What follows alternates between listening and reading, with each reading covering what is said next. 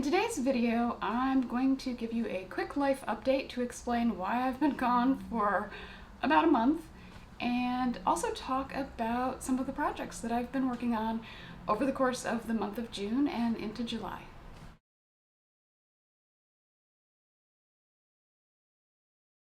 Hi, welcome to Musing Maker. I'm Harriet. I've been knitting and crocheting for over 40 years now, and a couple of years ago I learned to spin and to weave. So this channel is where I come to talk about the various challenges and projects and things that I'm working on in the fiber arts. Hey everyone, so I'm back. I apologize for being gone for a month. Last night I checked back on my channel to see when the last time I posted a long form video was, and realized that it was exactly a month ago. And it was particularly frustrating to me because when I posted the last video, the light quality on it was really bad. I put off filming the video and my house is very sunny, and long story short, the light quality on it was really bad. So since then, what have I been up to? Right, I wanted to come on here and apologize for not doing a longer video sooner. Life has been lifey lately. So as I've mentioned in previous videos, I have 3 cats, and at the end of April, one of my cats had a crisis, late night, obviously, always seems to happen late night. Rushed her to the ER vet, then she seemed a little bit better. She proceeded to then not be better once I got home. Long story short, she was diagnosed shortly after Easter in April with a brain tumor. So yeah, we kind of had to get our minds around that. And she's on medication now, and she's still living her best life, and we still have her great silly personality. But yeah, there were a couple of weeks in late April, early May when I was finding it really hard to kind of think about filming and being on camera. But now I feel like I can be on camera and talk about it, so there was that. So again, in typical life fashion, right, I had an annual checkup for one of my other cats. I have 3. And I had kind of wondered last winter whether she was 100%. And long story short, we took her to the vet for her annual checkup. Turned out she had lost a little over 2 pounds in a year, which actually less than a year. So if you know anything about cats, you know that's too much weight to lose in such a short time when you're not even trying. And so she had to be scheduled for an ultrasound. And so I found this out, I think about a week after I filmed my last long form video. And yeah, then we had the 4th of July holiday here in the United States, and her ultrasound was scheduled for the week after that. And so long story short for her, right, we managed to get some idea of what might be happening with her. So she's on medication as well. If any of you have ever given cats medication, you know that in and of itself is a kind of Olympic sport. So yeah, my mind has been in a lot of different places. So when I thought about being on camera and making a video, either that felt overwhelming, or the thought of having to edit the video after it was over felt equally overwhelming. So those 2 things put together meant I wasn't coming here and making long videos the way I wanted to be doing. So I'm hoping that I'm in a kind of better headspace on that now. As I may have mentioned in one of my earlier videos, I also retired from my full-time teaching job this year, which was exciting. That took place on I wish January 1st, but no, July 1st. And so that's been very exciting. The only thing that happened there, I say only, but it's kind of a major thing, is that somebody entered the information wrong into the system, and so I've now got a little bureaucratic headache that I have to try to get other people to sort out, right? So it's not even something that I can fix myself, it's something that I have to kind of be on the phone coaxing people to fix for me. And so if you've ever been on the phone with people where you feel like you can, it's almost like you can hear them playing solitaire in the background while you're like angsting over this dilemma, That's what it's kind of been like. And so, yeah, all of these various things like are very hard to kind of, yeah, they put you in a headspace that's not conducive to kind of going on camera and being cheerful and talking about anything, really, much less knitting.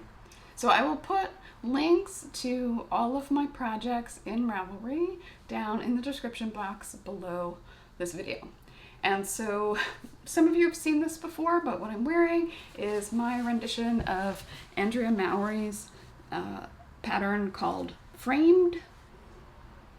It was her design for 2024 Rhinebeck, and as you can see, I opted to make mine with short sleeves. And I'm actually very happy that I did that. I kind of like, I like the look of that better than the long sleeve sweater. And so it makes for a nice summer sweater as well. Okay, so let me dive into some of the projects that I worked on over the course of the month of June and into July.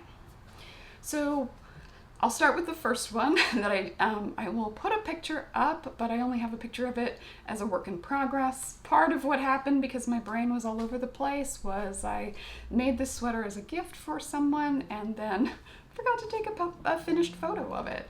So the sweater that I made is Amy Scher's Relax Tee, and it's a very straightforward raglan sweater, short sleeve tee, kind of top sweater. I call it a sweater, but it's really more of a top.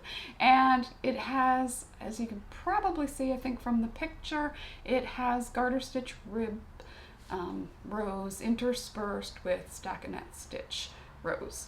And so I made this in Holst Garn Coast in the color Cobalt.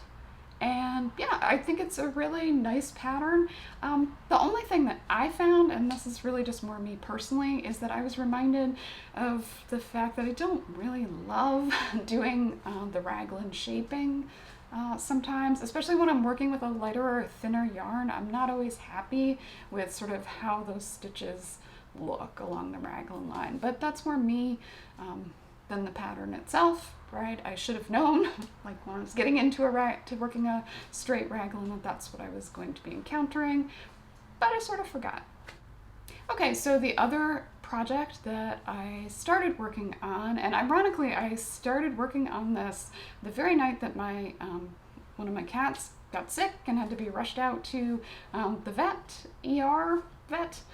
And I set it aside and didn't pick it up again for a while, and then finally was like, why haven't I picked this up? This is something that I want to give to a friend of mine. And then I looked in my Ravelry and saw the date when I had started it and thought, that's why I didn't pick it up again. So that is the Beagle sweater, and this is a pattern by Nora Gaughan, I think her name is, and it's a men's sweater. And so this is a sweater that I am knitting in Barocco Vintage and yarn, and that's a wool and acrylic mix, and the color that I'm using is the color Spruce.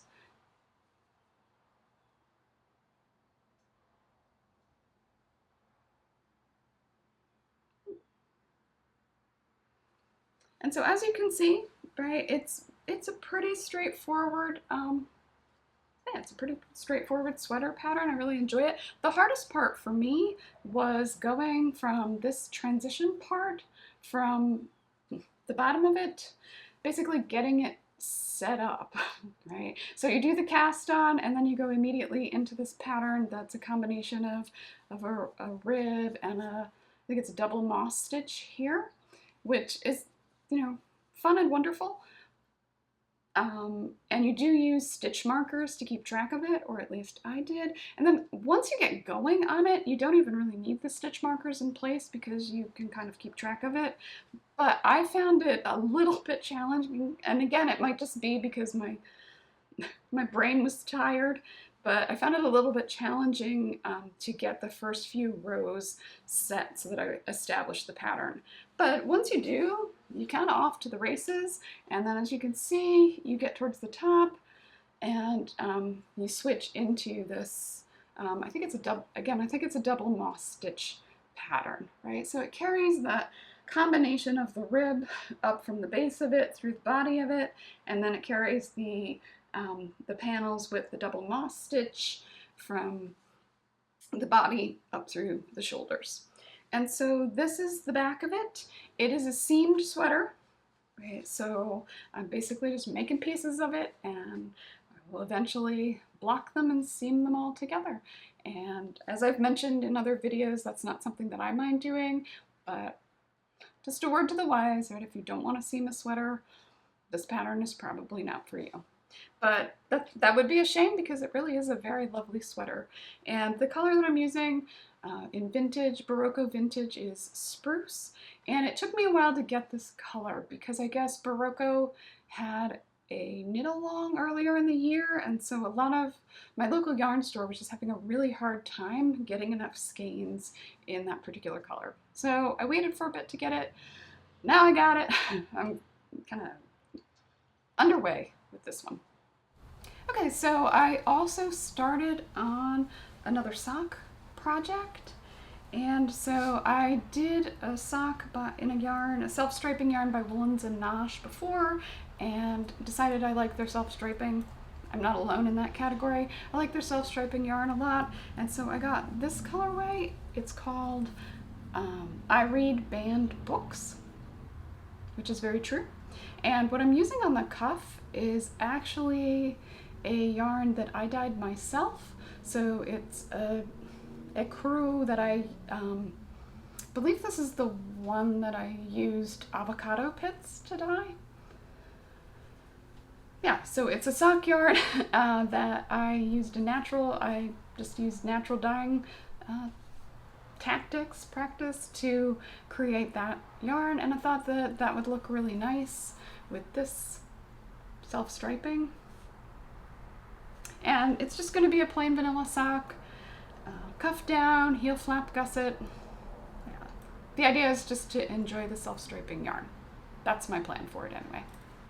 Okay, so my last video, what I had been doing during the month of June is giving weekly updates on my work on level 2 of the Master Handknitter Certification process, right?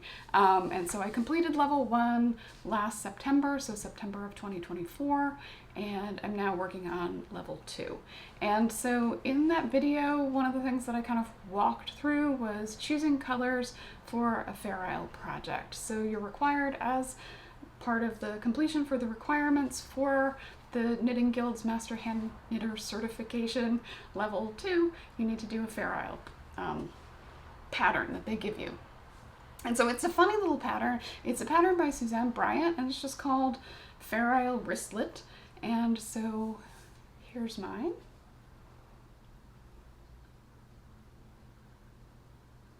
Right.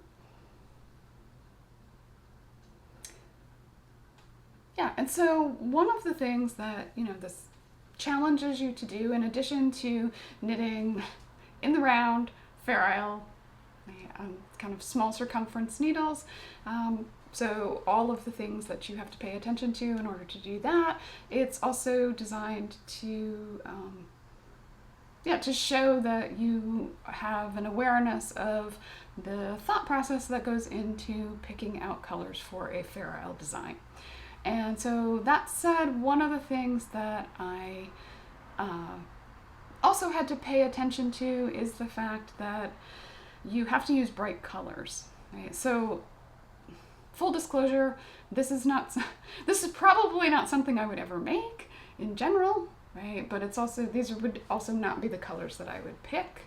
But I had to challenge myself to pick bright colors and then figure out how to make them work together. And so I'm happy with how I did that, right? And I can turn it inside out so people can see.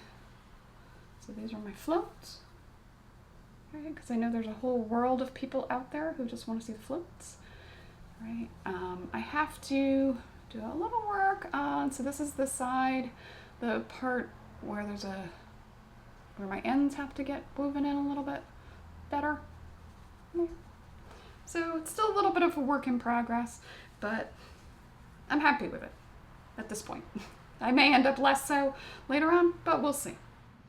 I also joined in on Tour de Fleece, As those of you who spin know, right, every July from around the 4th of July to the end of July, there's a program called Tour de Fleece. I apologize if there are motorcycles coming across on the audio on this. They're going by outside the window, and who can blame them? It's a beautiful day. It's sunny. It's 70. It's finally not 90% humidity and sweltering, so we're all enjoying it.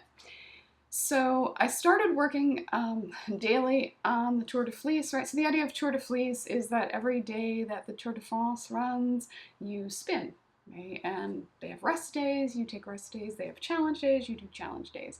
Usually I just try to spin every day for the Tour de Fleece. And this year, I fell off the bike, right? I fell off the wheel. So I haven't been doing it daily, but I have been doing it.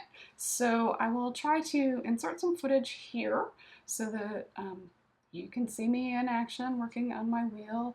I actually have 2 spinning wheels. I have a Kromsky Symphony. That's a basic Saxony style wheel. And I have I believe it's a Lendrum, the portable wheel, which is a castle style wheel. Okay, so that's it for this episode of Music Maker. Thank you so much for stopping by, and even more for sticking around. If you like this content, found it useful, found it interesting, please don't forget to subscribe, give me a like. It helps create more visibility for this channel, and I will see you again here soon. Thanks for watching.